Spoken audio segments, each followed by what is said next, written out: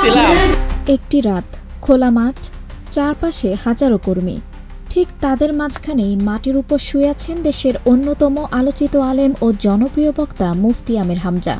কোনো প্রোটোকল নেই, নেই কোনো আলাদা শেড কিংবা আলাদা বিছানা। সেই দৃশ্যের একটি ছবি ভাইরাল সামাজিক মাধ্যমে, আর তা ছুঁয়ে গেছে হাজারো মানুষের হৃদয়। যিনি ওয়াজ মাহফিলে কথা বললে লাখো মানুষ একনিষ্ঠভাবে তা শোনেন, যার একটুখানি বয়ান শুনতে মানুষ রাতভর মাঠে বসে থাকেন, সেই মানুষটি নিজেই এখন মাঠে, কর্মীদের পাশে একই ছাউনির নিচে, একটানা রাতযাপনে অংশীদার হয়ে।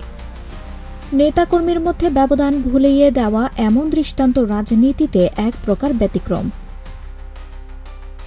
ছবিতে দেখা যায় ঢাকার সোহরাওয়ার্দী উদ্যানে জামায়াতে ইসলামীর জাতীয় সমাবেশে যোগ দিতে আসা হাজারো কর্মীর মতো মুফতি আমির হামজাও ঘুমিয়ে পড়েছেন খোলা আকাশের নিচে।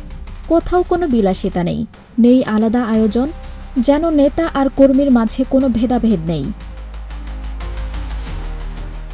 এই ছবি নিয়ে সামাজিক মাধ্যমে চলছে প্রশংসার বন্যা। অনেকেই বলছেন এটাই প্রকৃত নেতৃত্বের নমুনা। কেউ লিখেছেন সারা দেশে এমন নেতৃত্ব থাকলে রাজনৈতিক দূরত্ব কমে যেত।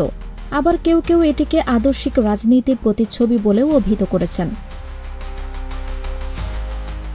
এই দৃশ্য শুধুমাত্র একজন বক্তার আত্মত্যাগ বা সাদাসিধে জীবনের প্রকাশ নয়, বরং এটি একটি বার্তা, নেতা আর কর্মীর মাঝে বিভেদ নয়, একতা চাই, কাঁধে কাঁধ মিলিয়ে পথ চলা চাই। আঞ্জুম হক আরবি, প্রজন্ম 24।